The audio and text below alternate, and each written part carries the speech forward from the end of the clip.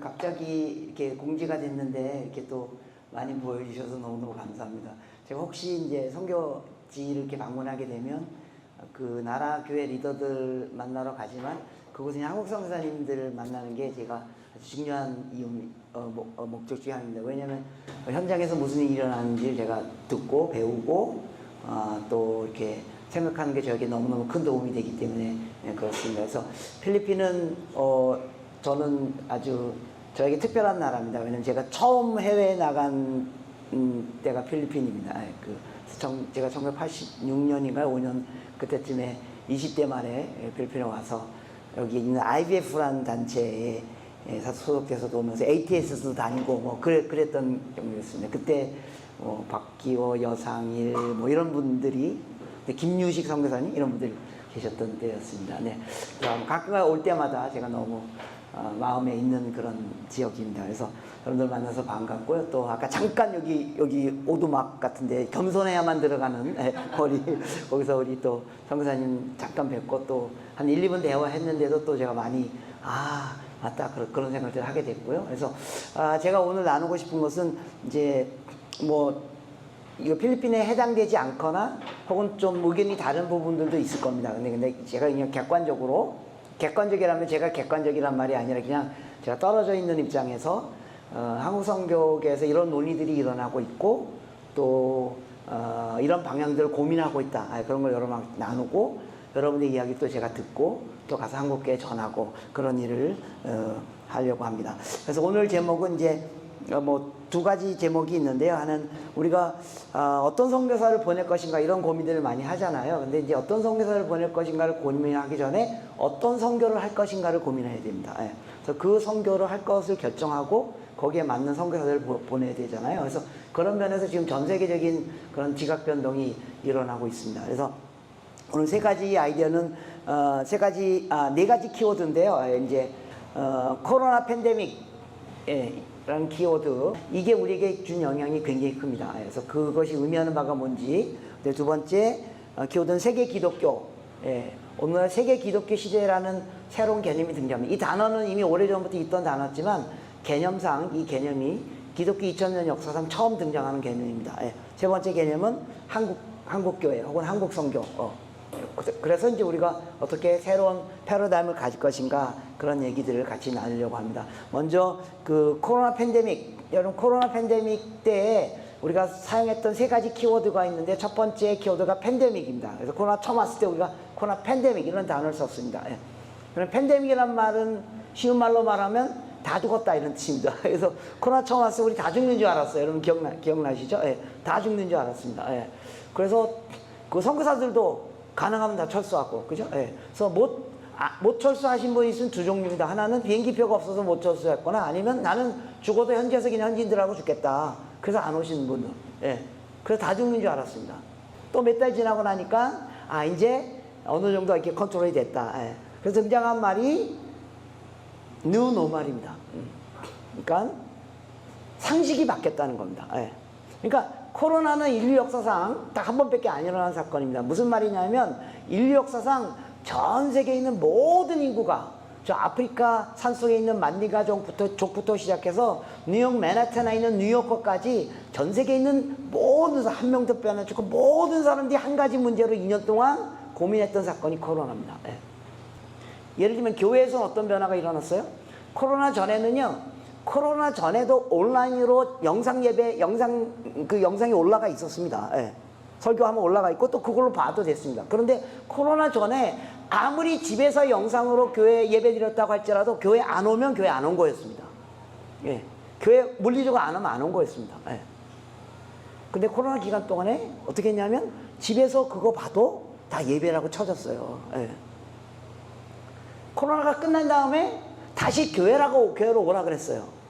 교회 안 오면 예배 안 온 거라고 얘기했어요. 그렇게 말할 수 없다라는 겁니다. 코로나 끝나고 저희들이 제일 많이 교회로 다시 안 올 사람들을 젊은이들이라고 생각했어요. 근데 천만에요. 젊은이들 다 왔습니다. 나이 많으신 60대 이상 되는 분들은 오지 말라 그래도 오죠. 코로나 기간 때도 막 오잖아요. 코로나 끝난 다음에 교회 안 오는 그룹이 어딘지 아세요? 30대 후반에서 40대 초반입니다. 왜 그 사람들이 안 올까요? 여러분 코로나 전에 교회 갈 때 어린아이들 2명 데리고 교회 가는 거 이거 장난 아닙니다. 저도 애가 둘이었는데요. 제가 가만히 생각해 보니까 그 아이들이 어렸을 때 걔들 막 챙겨가지고 막 입혀가지고 막 해가지고 교회 데리고 갈 때 나오면서 딱 방 안 들여다보면 완전히 개판이에요. 그래서 저는요, 어린애 3명 데리고 교회 나오는 사람들은요, 그 사람의 인격과 신앙과 상관없이 존경합니다. 애 3명 데리고 교회 오는 거 장난 아닙니다, 요새. 근데 코로나 기간 동안 너무 좋았거든요. 저희도 뭐, 여러분 어떤지 모르겠는데, 저도 뭐 그냥 뭐 바자마 입고 그냥 밥 먹다가 예배 드리다가 또 밥 먹다가, 예. 근데 다시 교회 안 오면 예배 온 거 아니다라고 말하면 틀렸다는 겁니다. 예. 그래서 삶의 표준이 굉장히 많이 바뀌었습니다. 우리가 의식하든 의식하지 못하든. 뉴노멀이란 말에 반대말은 좀 그냥 좀 뭐 시장 언어로 쓰면 뉴노멀의 반대말은 뭐예요? 이게 상식이잖아요. 그죠? 그러면 그 반대말은 뭐예요? 몰상식입니다. 지금 요새 식당 가가지고 막 거기 가서 주문하면 몰상식입니다. 선교도 코로나 이전처럼 하면 몰상식일 수 있다는 겁니다. 예. 그래서 이런 변화들이 어떻게 일어나는가를 우리가 좀 같이 고민해 봐야만 합니다. 두 번째, 세계 기독교 시대라는 말이 의미하는 말은 무슨 말이냐면, 세계 기독교, 뭐 다 세계 기독교 늘 썼던 언어입니다. 그런데 이 단어는 지난 한 10년 전, 20년 전부터 새로운 지시대명사가 되었습니다. 이제 World Christianity 혹은 Global Christianity, Global Christianity라는 말은 좀 더 이전부터 쓰기 시작했는데, 최근에 신학계 학계에서 World Christianity라는 단어를 쓰기 시작합니다. 무슨 말이냐면, 지난 기독교 2000년 역사상 한 번도 안 일어났던 변화가 지금 일어나고 있다는 겁니다. 무슨 말이냐면, 기독교는 지난 2000년 가까이 서구의 종교였습니다. 예. 그런데 2차 세계대전 이후 비서국 교회들이 독립하기 시작하면서, 특히 1970년대, 80년대, 90년대 넘어가면서 성장하기 시작하고, 코로나 팬데믹 지나면서 비서국 교회가 어마어마하게 빠르게 성장하기 시작했다는 겁니다. 그래서 이전에 선교지였던 미션 필드였던 비서국 교회들이 미션 포스, 선교하는 나라로 바뀌기 시작했다는 겁니다. 예. 그래서 지금은 물리적으로 전 세계 모든 곳에 교회가 있다는 겁니다. 그러니까 옛날에 세계 기독교란 말을 쓸 때는 서구 교회가 전 세계에 복음을 전한다 그런 개념으로 썼지만, 지금 세계 기독교는 물리적으로 모든 나라에 모든 곳에 교회가 있다는 겁니다. 예. 그래서 이제 기독교가 새로운 옷으로 갈아입어야 된다는 겁니다. 왜냐하면 이제까지 기독교가 갖고 온 신학부터 시작해서 예배 드리는 방식, 선교하는 방식, 이거 다 서구 기독교가 만들어 온 거라는 겁니다. 예. 그게 틀렸다는 말이 아니라는 거예요. 근데 지금 뭐 통계상 비서구 교회에서 선교사들이 더 많이 나가거든요. 예. 그럼 그 포맷이 다 바뀌어야 된다는 겁니다. 신학 개념도 다 바뀌어야 된다는 겁니다. 한국은 지금 그 딱 중간에 서 있는 겁니다. 지금 어떻게 보면 비서구 교회일 수도 있고, 어떻게 보면 서구 교회일 수도 있고, 그러니까 서구 기독교의 끝물에 부응하기 시작해가지고 선교사를 보내기 시작했는데, 이제는 비서구 교회들이 선교하는 그런 시대로 넘어가는 지점에 와 있다는 겁니다. 예. 그 다음에 한국교회. 자, 그럼 한국교회는 어떻습니까? 예, 여러분 뭐 가끔 한국교회 가시거나 소식을 들으면 아시겠지만, 한국교회도 이제 소위 말하는 포스트 크리스천덤 시대로 들어가고 있습니다. 후기 기독교 시대. 후기 기독교 시대란 말은 무슨 말이냐면, 그러니까 first generation이 예수를 믿었잖아요. 근데 first generation 예수 믿으면 그 다음 second generation이 누구냐 하면 소위 말해서 모태신앙들이라는 거예요. 예. 모태신앙들이 많아지는 것의 문제가 뭐냐면 노미널리즘으로 간다는 겁니다. 예. 그냥 기독교가 그냥 삶의 일부예요. 예. 근데 한국이 지금 그 지점에 들어갔다는 겁니다. 그러니까 여기 좀 연세가 있으시면 저를 포함해서 우리 때는요, 부모들보다 그냥 우리들이 예수를 먼저 믿었습니다. 뭐 어디서 전도 받아가지고 누구 친구 따라가, 그래서 우리를 통해서 부모들이 예수 믿게 됐어요. 그러니까 우리가 스스로 신앙을 가졌던 시대라는 거예요. 물론 부모들도 있었지만, 근데 지금 교회 나오는 사람들이 90% 젊은이들 90% 이상은 다 부모가 교회 다니기 때문에 나오는 겁니다. 예. 노미널리즘이 발생하는 겁니다. 예. 그래서 기독교가 그냥 삶의 일부예요. 예. 그냥 자연스러운 문화예요. 예. 특별히 회심이라든지 이런 데 관심이 없게 되죠. 예. 그러면서 후기 기독교 사회로 진압합니다. 예. 기독교가 존재하지만 아무 영향을 미치지 않는, 예. 그게 오늘 한국 사회죠. 그 다음에 여러분들 알다시피 빠른 인구 감소입니다. 인구 감소. 여러분들이 상상하는 것보다 훨씬 더 빠르게 인구가 감소하고 있습니다. 예.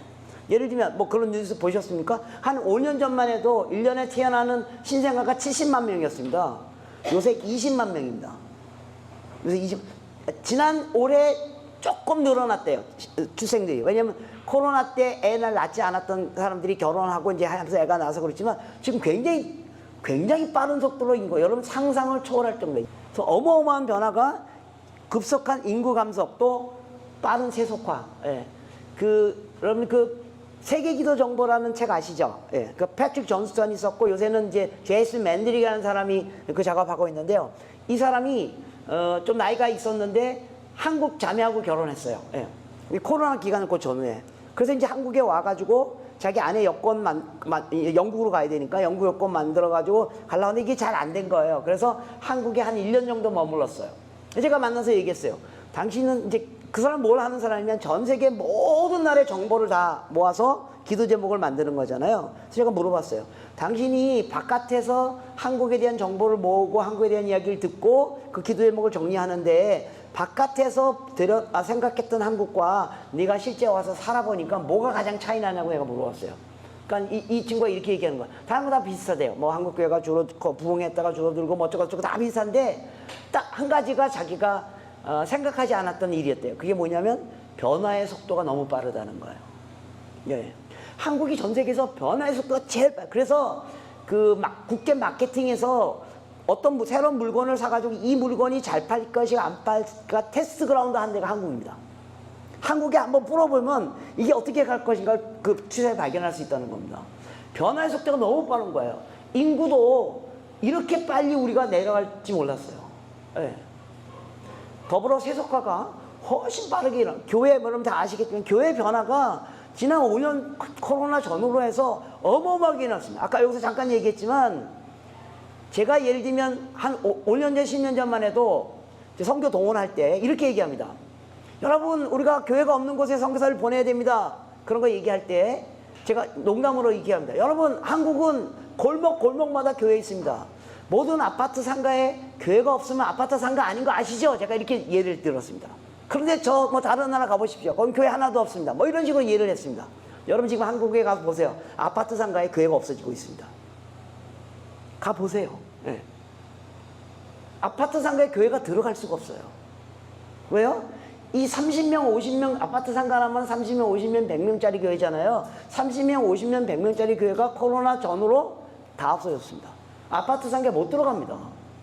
재정이 모자라가지고. 네. 그래서 지금 한국 교회가 어마어마하게 변하고 있습니다. 작은 교회들 다 죽었습니다. 30명짜리 교회들 다 죽었습니다. 네. 그리고 30명짜리 교회가 무너지면 그 중에 15명은 교회 안 나가고 나머지 15명이 소위 말하는 큰 교회로 옮겨가는 겁니다. 그래서 큰 교회를 보면 교회가 부흥하는 것 같죠? 아니요. 골목에 들어가 보세요. 다 무너졌습니다. 다 무너졌습니다.